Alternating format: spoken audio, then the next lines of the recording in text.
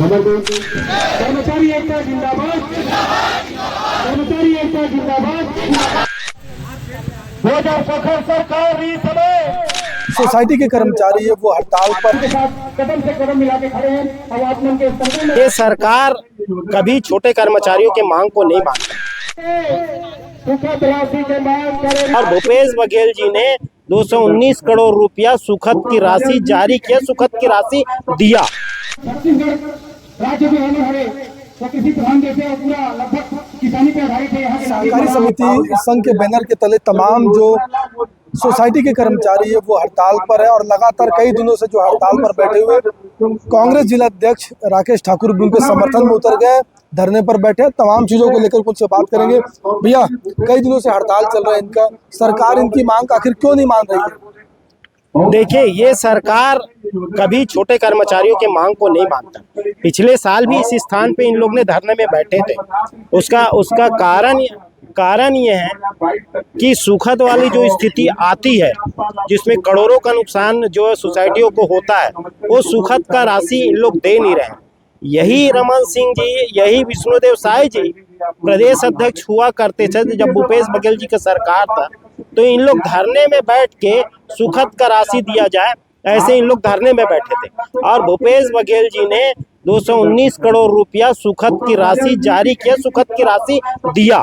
लेकिन पिछले 2 साल से इन लोग सुखद की राशि नहीं दे रहे। लगभग 250 करोड़ मानते हैं तो 500 करोड़ रुपए सुखद की राशि नहीं दे रहे। धान का उठाव समय में नहीं हो रहा है, इसके कारण सुखद आ रहा है। यही भूपेश बघेल जी का जब सरकार था तो 3 दिन 4 दिन 5 दिन में वहां आपको धान का स्टेक नहीं दिखता था। राइस मिलर धान उठाव कर लेते थे। लेकिन आज स्थिति ये है कि धान का उठाव नहीं हो रहा है, जिसके कारण सुखद आ रहा है। और कर्मचारी जो है आज परेशान है। इन लोग की मांग है कि 3 लाख रुपया अनुदान राशि सोसाइटी को दिया जाए, 3000 रुपया उचित मूल्य के जो दुकान है उसको दिया जाए।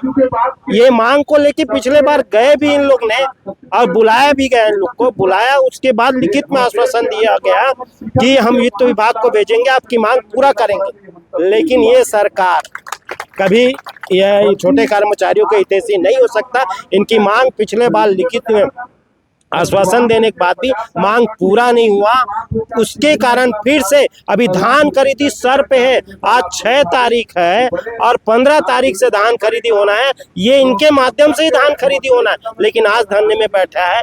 ये बहुत बड़ी विपत्ति की बात है। ये किसानों के लिए बहुत बड़ा विपत्ति आने वाला है। धान खरीदी में व्यवधान उत्पन्न होगा, ये सरकार को देखना चाहिए और इनकी मांग को पूरा करना चाहिए। ये तमाम जो चीजें हो रही है उससे नुकसान किसको होगा? किसान भी प्रभावित होंगे, ये तो हो ही रहे, तो कहीं ना कहीं आम आदमी भी प्रभावित होगा। पूरे लोग, हाँ, अन्नदाता जो है वो परेशान होंगे। एक तो 1 नवंबर से धान खरीदी होना था, उसको 15 नवंबर कर दिए। अब वो परेशान होंगे जब समय में धान खरीदी नहीं होगा। ये धरने में अगर ज्यादा दिन चले तो धान खरीदी पूरा डिस्टर्ब होगा।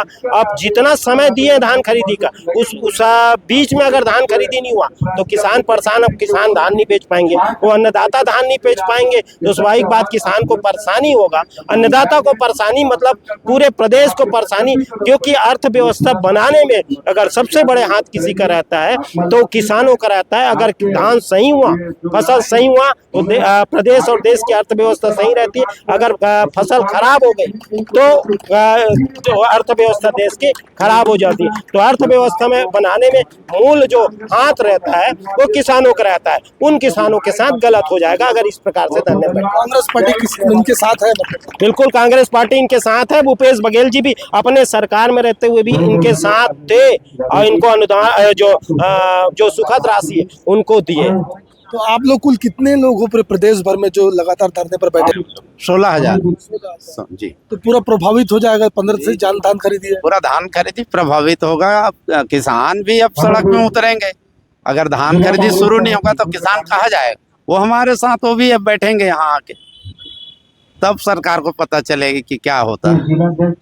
बिल्कुल, तमाम जो सोसाइटी के कर्मचारी ये बड़ी संख्या में आपको दिखाएंगे। यहाँ पर बड़ी संख्या में सोसाइटी के कर्मचारी जो है धरने पर बैठे और कहीं न कहीं इनका मांग है कि जो 4 सूत्री मांग को लेकर के सरकार के पास ज्ञापन सौंपा उनको। और यहाँ पर महिलाएं भी है।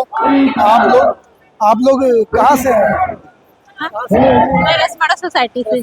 अनिश्चितकालीन बैठेंगे, अनिश्चितकालीन बैठेंगे। हाँ, अनिश्चितकालीन तक बैठे। आप बताइए, आप लोगों को क्या क्या तकलीफ? हम लोग की जो मांगे हैं उनको लेके हम लोग चर्चा में बैठे हैं। हमारी जो 400 की मांग है, एक जो हमारे जो 3 लाख का जो है उसके बारे में कि हमको 3 लाख रुपए प्रबंधकीय अनुदान दिया जाए। दूसरा हमारे बारे में जो मासिक जो हमारा जो 2018 नियम है उसमें संशोधन का किया जाए। उसके बाद जो हम लोग को यहाँ पे समर्थन मूल्य में जो 23-24 में मिलता था वो हमारा जो काट दिया गया, उसकी हमको मांग है उसको लेके। उसके बाद धान खरीदी में जो आउटसोर्सिंग किया जाता है उसको लेकर, और ऑपरेटर लोग के लिए जो पहले 1 साल का वेतन दिया जाता था जिसको भी 6 महीने किया गया है। तो ये सब को लेकर हमारी जो मांग है उसके लिए हम यहाँ बैठे हैं। अब सरकार से तो उम्मीद है कि हमारी कुछ मांगों को पूर्ण करने के लिए सहयोग करें। पिछले साल भी हम लोग इसीलिए बैठे थे जिसका हमें आश्वासन मिला था, लेकिन इस बार हम चाह रहे हैं जब तक कि हमको उनसे लिखित में या उनका पूरा बैठक में नहीं होगा तब तक हमारी मांग अनिश्चितकालीन चलती रहेगी। बिल्कुल, सोसाइटी के तमाम जो लोग हैं धरने पर बैठे हैं और बड़ी संख्या में लोग हैं अलग अलग सोसाइटी में, चूंकि सरकार कह रही कि 15 तारीख से जो है धान खरीदी शुरू होगा, जिसको लेकर के सरकार की तैयारियां लगभग पूरी है। पर सोसाइटी के लोग अभी भी, आज 6 तारीख है, अभी भी जो है धरने पर बैठे हुए और 6 से 7 दिन बचा हुआ 15 तारीख आने में, और 15 तारीख से सरकार का कहना है कि धान खरीदी शुरू होगा। पर देखने वाली बात होगी, अगर सोसाइटी के कर्मचारी इसी तरह अगर हड़ताल पर बैठे रहते हैं तो धान खरीदी कैसा होगा? बड़ा सवाल है कि आखिर धान खरीदी कैसे होगा, क्योंकि अगर धान खरीदी नहीं होगा तो किसान प्रभावित होंगे। कहीं ना कहीं सभी बिजनेस से जुड़े हुए, और इन सोसाइटी कर्मचारियों को समर्थन में जो अब जो है कांग्रेस के जिला अध्यक्ष और कांग्रेस पार्टी जो है साथ में उतर गई है, बाकायदा धरने में आकर के इनको समर्थन दिए।